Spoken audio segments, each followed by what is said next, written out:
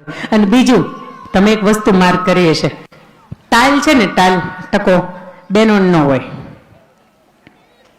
હોય ને તો 1000માં એકાદા હોય.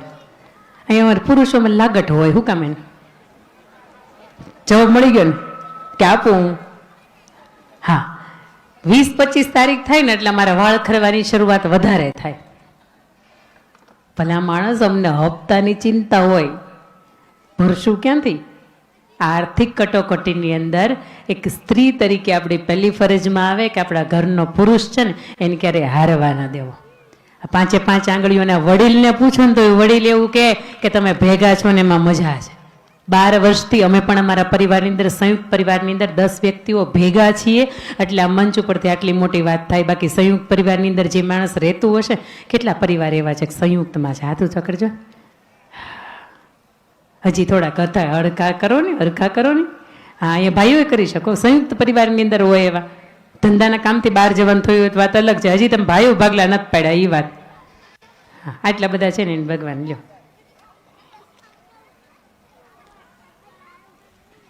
પરિવાર જુદો એટલા માટે નથી થતો, ડખા થાય છે.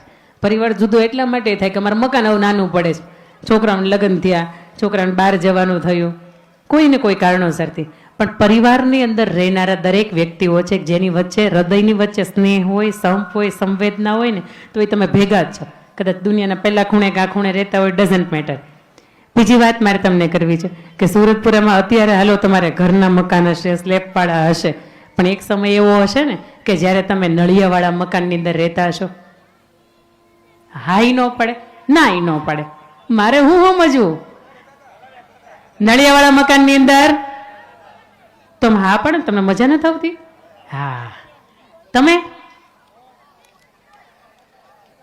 એક પેઢી હતી જે નળિયાવાળા મકાનને જોઈને આવી હતી, વાંધો નહોતો. અમારા દાદા હતા ને એની પાઘડી બહુ મોટી હતી, અને અત્યારે તેમ પૂછે કે તમારે નળિયાવાળા મકાન છે? તો નળિયાવાળું મકાન શું કે ગામમાં મ્યુઝિયમમાં રાખવાનું છે? અમારે છે તો છે. નળિયાવાળા મકાનની અંદર રહેતા હશે ને એને ખબર હશે, એકાદું નળિયું તૂટી જાય કે એકાદું નળિયું ઉડી જાય ને તો એની અંદર સૂર્યનો પ્રકાશ છે ને, સૂરજ દાદા એ એમ નીચે આવે, એને આપણે ચાંદરડું કહીએ બેન, હે ને? ચાંદરડાથી આપણે નાના હતા ને ત્યારે રમતા, એને પકડતા, પણ ભેગું ન થતું, પકડાતા નહીં. શું કામ? એને કે એની અંદર 12 રજકણ જે ઉડતા હતા ને એની વચ્ચે સંપ નહોતો. એ જે રજકણ ઉડતા હતા એની વચ્ચે સંપ નહોતો, એટલે એ રજકણની અંદર તમને ચાંદરડું પકડાતું નહોતું. પણ તમે 15 દિવસ ઘર બંધ કરીને ક્યાંય પણ જાઓ અને કચરો વાળો એટલે તરત તમને એ માટી દેખાય. એની વચ્ચે સંપ થયો. આ રજકણની વચ્ચે સંપ થાય તો એમાંથી માટીનું સર્જન થાય. એ માટી અને પાણી એનું સર્જન થાય તો એમાંથી ઢેફાનું સર્જન થાય. ઢેફું બરાબર પકાવવામાં આવે, એને યોગ્ય તાપથી, યોગ્ય સાઈઝ અને શેપ નાખીને એને પકાવવામાં આવે ભઠ્ઠીની અંદર, તો એમાંથી ઈંટનું સર્જન થાય. આ ઈંટ, ઝીણી રેતી, સિમેન્ટ અને પાણી, આ બધાની વચ્ચે સંપ થાય તો એમાંથી એક દિવાલ બને. આવી 4 દિવાલ, ઉપર ઈશ્વરના આશીર્વાદ રૂપે મોભારું અને નીચેનું ભોંયતળિયું, આ બધું ભેગું થાય. એની ઉપર આપણે કલર કરાવીએ, એની ઉપર આપણે વાટા પ્લાસ્ટર કરાવીએ, એની અંદર આપણને આપણી ગમતા મન વસ્તુઓ મૂકીને એક ખૂણા સજાવીએ, આપણા અલમારીની અંદર ગમતા હોય એવા કપડાં ભરી દઈએ.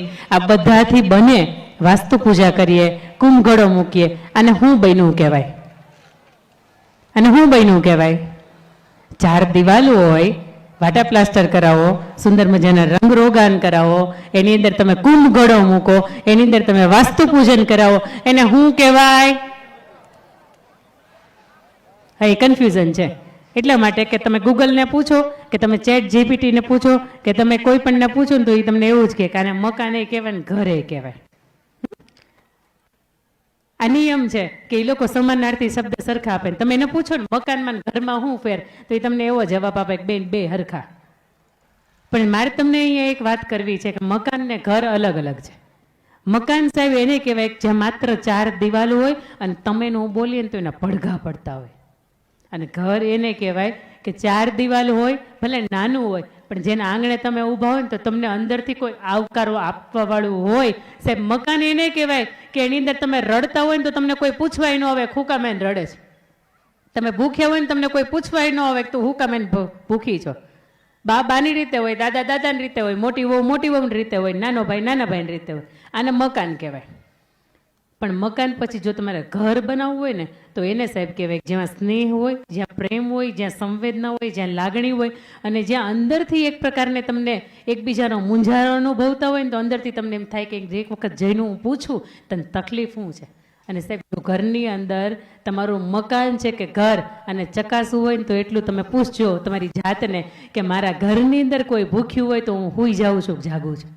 મારા ઘરની અંદર કોકને બે આહુડા પડી જાય તો હું એક વખત એના પ્રશ્નનું નિરાકરણ લાવું છું કે મોજથી સૂઈ જાઉં છું. અને સાહેબ ઘર એને કહેવાય કે ઘરનો વડીલ 15 દિવસ કોઈ જગ્યાએ ગયો હોય ને તો તમે અંદરથી રોજી વ્યક્તિની પાછું સહી સલામત રીતે પાછો ફરે ને આની તમે માનતાઓ કરતા હોય. ત્યાં સુધી સાહેબ કે બપોરે પુરુષ જમવા ન આવવાનો હોય અને સવારની તમે હું ભાખરી ટાઢી ખાઈ લેતા હોય તો એટલા માટે નથી ખાઈ લેતા કે આપણને આળસ છે, આપણને એટલા માટે કે ઘરનો પુરુષ નથી તો આપણને સાહેબ ચૂલો સળગાવવાનો મન નથી થતું.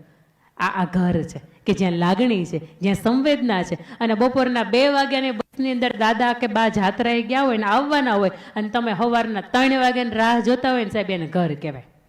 અને તમારે મારે જો ઘર હોય ને તો ઘરની 4 દિવાલ એટલે કોણ આની મારે તમને વિસ્તૃત તમારી યાર વાતો કરવી છે. અને વાતો કરવા માટે હું બોલવા અહીંયા નથી આવી, હું વાતો કરવા માટે આવી. તમારા પાસેથી તમારા જે જવાબ છે, તમારા જે પ્રશ્નો છે ને એને અહીંયાથી મારે રજૂ કરવા છે. અને આ હવેની આ 4 વાત છે ને 4 દિવાલની મારે વાત કરવી, 4 દિવાલની વાત કરીશ ને એટલે 1.5-2 કલાક નીકળી જાય છે. આ 4 દિવાલની મારે જે તમારી વચ્ચે વાત કરવી છે ને એમાંથી મારે તમને પૂછવું છે કે તમે જો ઘરનું અહીંયા કેટલા ભાઈઓ એવા બેઠા છે જે ઘરનું સંચાલન એના હાથની અંદર છે. એટલે ઘરની અંદર પોતે કમાતા હોય અને ઘરની અંદર બધું જ જવાબદારી તમારે માથા ઉપર હોય. હાથ ઊંચો કરજો ને. જો આમાં દાદા આવતા હોય, આમાં મોટો ભાઈ આવતો હોય અથવા તો નાનો ભાઈ આવતો હોય. આ ઘરની અંદર આટલા વ્યક્તિ હોય કે એની માથે ઘરની સંચાલનની જવાબદારી હોય તો એ કેવો હોય આનો મારે તમને આજે અરીસો બતાવો છે. બીજી વાત કે ઘરની સ્ત્રી કેવી હોય. અમારા પ્રમુખ સાહેબ તો બહુ લોટકા હોય, તમે સમજો. હા, પ્રમુખ સાહેબ એમ કે બેન તમારો ઉતારો તો મારી જ ઘરે રાખવાનો છે, અહીંયા તમારે 3-4 કલાક રહેવાનું છે. મને એમ થાય કે હા ભાઈનો બહુ આગ્રહ છે, હું ત્યાં જ જાઉં.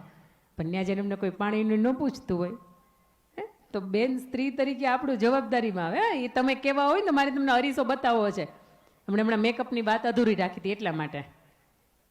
બીજી વાત હતી કે સ્ત્રી કેવી હોય. ત્રીજી વાત હતી કે તમારે મારે આંગણે ઉછળતા આ 12 થી 22 વર્ષના સંતાનો કે ગમે ત્યારે પોતાનું જીવનનું પરિવર્તન થઈ શકે છે. 12 થી 22 વર્ષનો સમય એટલે ગમે ત્યારે પોતાની દિશાને ભટકી જવાનો, દિશાને બદલી નાખવાનો કે સંગત ફરી જાય ને તો જીવન બદલી જાય, આવો આ સમયગાળો છે. આની વચ્ચે ઉછળતા તમારા મારા દીકરા કે દીકરીઓ ખાસ કરીને અહીંયા બેઠી છે ને તો એમ મારે પૂછું બેટા કેવા બનજો તો સૂરજપુરાના આંગણે આ સૂરજ એનો કાયમી તમારો મધ્યાહને તપે. અને તો બીજા 50 ગામ વાત કરે કે નહીં અહીં લક્ષ્મીપુરા છે, આગળ છે ને ઘણા બધા પુરા છે, લક્ષ્મીપુરા છે, તો એની અંદર એમ થાય કે નહીં સૂરજપુરાની દીકરીઓ હોય ને એટલે એમાં કાંઈ ન ઘટે. આવી છાપ છોડવાની છે ને એટલે તમારે અહીંયા ભેગા થયા છે. આવતીકાલે સંતવાણીના કાર્યક્રમ છે અંદર છે, એમાં મજા બહુ આવશે, બહુ મજા આવશે. સવારે સુધી કદાચ ચાલે ને તો સવારે સુધી મજા આવે. પણ એમાંથી તમને કંઈક જીવનમાં ઉતારી શકો ને આવી એકેય વાત નહીં મળે. છેલ્લા દિવસનો ડાયરો છે, ડાયરાની અંદર આવશે, લોક સાહિત્યકાર હશે તો એકાદી 2-5 વાત એવી કરશે કે જે જીવનની અંદર ખરા અર્થની અંદર ઉતારી શકાય. ત્રીજી દિવાલ એટલે ઘરની અંદર દીકરા અને દીકરીઓ એ કેવા હોય તો બેટા તમારા મા બાપથી કે તમારા ઘરના કુટુંબથી કે તમારા ઘરના જે વડીલો છે કે તમારા ગામના વડીલો છો એનાથી માથું ઊંચું રહે. અને ઘરની ચોથી દિવાલ એટલે ખાસ કરીને મા બાપ. દાદાને લગભગ મારે કાંઈ કહેવાનું જ ન હોય કારણ કે દાદાને ખાલી હાજ પાડવાની હોય. સમજાણું? ધીરે ધીરે લાઈટ થાય પણ થાય. આ જે કહેવાનું હોય અમારે બાને જ કહેવાનું હોય. બા ખોટું નહીં લગાડતા હો, જરી કે ખોટું નહીં લગાડતા કારણ કે તમે બની શકે કેવા નથી. પણ અત્યારના 70% હાહુબા એવા છે આંખમાંથી પડાવે આંસુ, કામ હોય તમારું ત્રાસુ, એને કહેવાય હા એને સાસુ કહેવાય. કામ તમે કરો ત્રાસુ, આંખમાંથી પડાવે આંસુ, એનું નામ સાસુ. એટલે સાસુબાને થોડોક ઠપકો આપીને જાય છે. મારા હાહુબા છે ને બહુ ડાયા છે. હું છું ને એની કરતાં 3 ગણા મીઠાશવાળા છે. મને એમ થાય કે એની યાર રહીને મને ડાયાબિટીસ ન થઈ જાય. પણ સાસુબાના જીવન, મારા જીવનના જે સત્ય પ્રસંગો છે ને એ હું મારા જીવનની અંદર કહીશ. તમને એમ થવું ન છે કે બેન અહીંયા મંચ ઉપરથી બહુ બોલે પણ એને હાહુબાની યાર એમ રહેતા હશે. આ વાત બહુ મહત્વની છે. બેન એ બોલે છે બહુ પણ એને પતિને હારે એવી રીતે રહેતા હશે. અમારા આવ્યા છે, અમારે એ આવ્યા છે હારે, તમારે પૂછવાનું છૂટી તારે વાંધો નહીં. એના સંતાનોને એવી રીતે સાચવતા હશે. તમે જો સોશિયલ મીડિયાની અંદર કદાચ મારે જોડાયેલા હોય ને તો મારો રોજનો નિયમ છે કે રોજની 1 કલાક મારે એને આપવાની એટલે આપવાની જ. યુટ્યુબમાં ગોતો તોય ભલે, પુસ્તકોમાંથી ગોતો તોય ભલે, રોજની એક વાર્તા મારે મારા સંતાનને કહેવાની. મારો એનો જન્મ થયો ને ત્યારથી 6-8 મહિનાના થયા, ધીરે ધીરે શબ્દો ઓળખતા બોલતા થયા, ત્યારથી આ નિયમ કર્યો છે.